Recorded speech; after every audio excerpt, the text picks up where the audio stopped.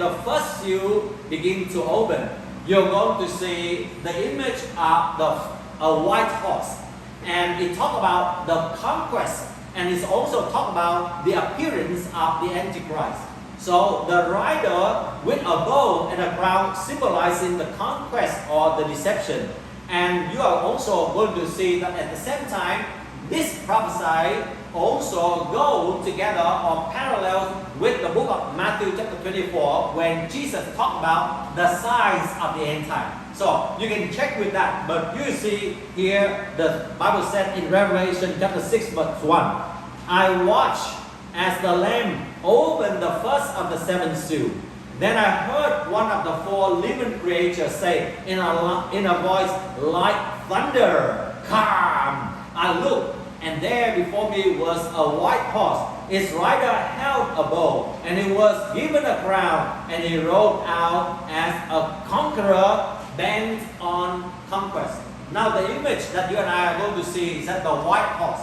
And of course you are going to see the black horse, the red horse, and some people try to identify the color of the horse together with some of the religions of the world, but in which I do not think that would be suitable to explain like that. But it's just simply that you can, I will begin to see when we talk about the white horse, then you and I are going to see the conquest. It's the representation of the conquest or the coming of the Antichrist at the beginning of the Great Tribulation.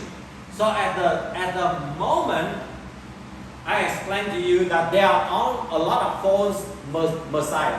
There's a lot of false prophets.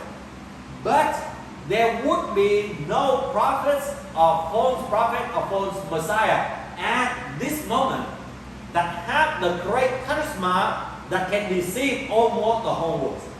Only it will happen at the Great Tribulation, and which is the coming event. It has not happened yet, but I share together with you one of the signs that you and I can see that the Great Tribulation begin to take place is when the third temple in Jerusalem being rebuilt. And when the third temple being rebuilt, and then the Antichrist will come, at that time we know very clear that is the time of the Great Tribulation. So today, the third temple have not been rebuilt yet. So we are still waiting, but it could happen anytime. It could happen within a month or a year or maybe 2 years, we never know. But this will come, and during this time of the first seal, we are going to see the Antichrist will make a peace covenant with Israel. And we call it a false peace because there is no real peace. They just want to pretend to be kind to Israel, to make a peace covenant with Israel. But after that, after 3 years and a half, they begin to break that covenant. But during the first seal, you are going to see that the Antichrist will make a peace covenant according to the biblical prophecy. So you see that one of the things that is really amazed millions of people in the world is that the Bible can tell the event that would happen 1,000 years later. Could you imagine that? What does it say? It says that our God is still in control of the universe, and everything is still in His hand. And that's why you and I would not be afraid or threatened or shaken, even regardless of whatever the things that happen in this world. We see that the third temple will be rebuilt during the first seal. And then the Israel is falsely secured in the third temple, rebuilt on Temple Mount. And of course, we are going to see that the Jewish possession of the third temple will be for only a little while, according to the prophecy in the book of Isaiah chapter 63, verse 8. So, a little while, meaning to say about 3 years and a half. And especially during this time, you are going to see that the daily sacrifice being conducted in the third temple. So, for some of you who have not followed this series, so maybe it's a lot. But this is just a recap for us to remember. And today, the good news for you and I is that the sacrifice, the daily sacrifice practices have been performed for many years right now. So the Temple Institute in Israel have selected the Levitical priests and the staff and trained them how to carry out the daily sacrifice. And even recently in July that you have heard about the offering of the red heifer as a practice. It's not the real one yet. But when the real one happens, then immediately the temple will be rebuilt. So you and I can see that the event would not be very far from us. Maybe in our lifetime. Of course, I don't know about that one, right? I just guess. But we can see it's very, very near. So within this, the first seal happen, you are going to see that even the Antichrist make peace covenant with Israel. But at the same time, we see the great conquest that happened all over the world. So meaning to say, it is not a time of peace, but it is a time of war. It's only peace only for Israel alone.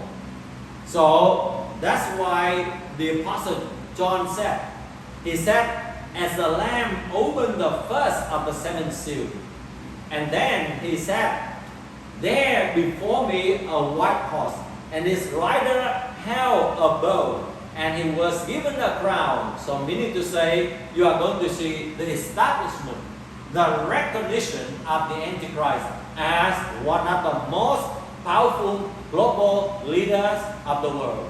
And they are riding on the horse, and white, usually the white color we usually associate with righteousness.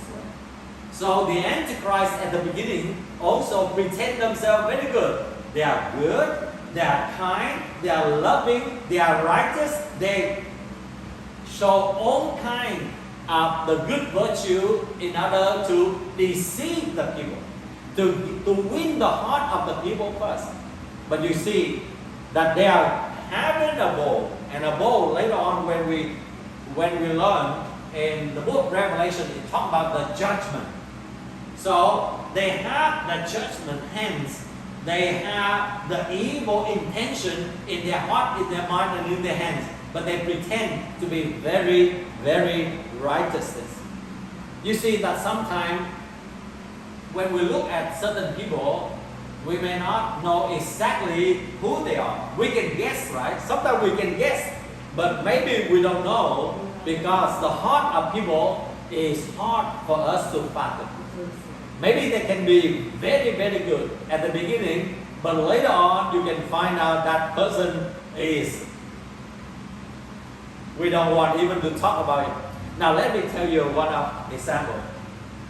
In our church before I was deported in our church, and before I was being arrested because as the religious persecution, there was a lady who came to our church. And this lady, middle-aged lady, and when you look at her at the first impression when you saw her in church, is very, very dedicated person, very religious person, or we can say this is a very spiritual person. You know that she prayed very powerful in the church, right? And then during the worship, you can see that she raised hand, she worshiped the Lord as if she's so good Christian. And she came to me and she said, Pastor, I want to serve in the church. But from our experience, and we always give them a time, but of course that the Spirit many times also remind us. So we just observe this lady first. So I didn't allow her to serve first, but just joining the service at the beginning. So you can see that she came to the church very early. And you know that in our church, we usually have 2 services or 3 services. And this lady, basically, morning service and afternoon service, she was there all the time. Most of the time, you can see she was there. But on the day when 40 policemen came and arrested me right there on the pulpit, do you know what happened? To make the story short, when we was being arrested, usually the policemen would call every one of us to present to them the ID. So the policeman, they will begin to write down all of our information, our name, our telephone number, and our address, right? So, and everyone will take turn one by one and do so. This lady was also there on that day, but she was the last day. She was the last person be in that room. After all of the believers being present to the police and give all the information, all of the believers left. She was the one left inside together with police. And this is what she did to the police. She went to the policeman, she shook the hand and she said, "Good job being done. Congratulations." What does that mean? And how do we know that? We know that because on that day in the south room, you know that in the south room, when you look at the glass, you can see through inside, right? And one of my co-workers were hiding inside the south room. And as the policeman just come and see, oh, no one there, so they didn't go and check very carefully. So she was there, and she was the one who witnessed and saw this lady just laugh and talk with the police because she was one of them. She was sent as a spy in order to report what are the things that happened in our church, what are the things that I talk, I preach through, I go against the government, as you can see, as a spy. So you see that sometimes that just like the Antichrist, the devils is also very smart. They usually use deception. And if you and I are not very careful, you and I may fall into the trap of the devils. If I let that lady to serve in our ministry earlier, then will be a lot of people will be arrested as well. Because she will know all of our co-workers, she will know about our operation. There are many things, of course, they know, but there are certain things we can only talk among the key co-workers.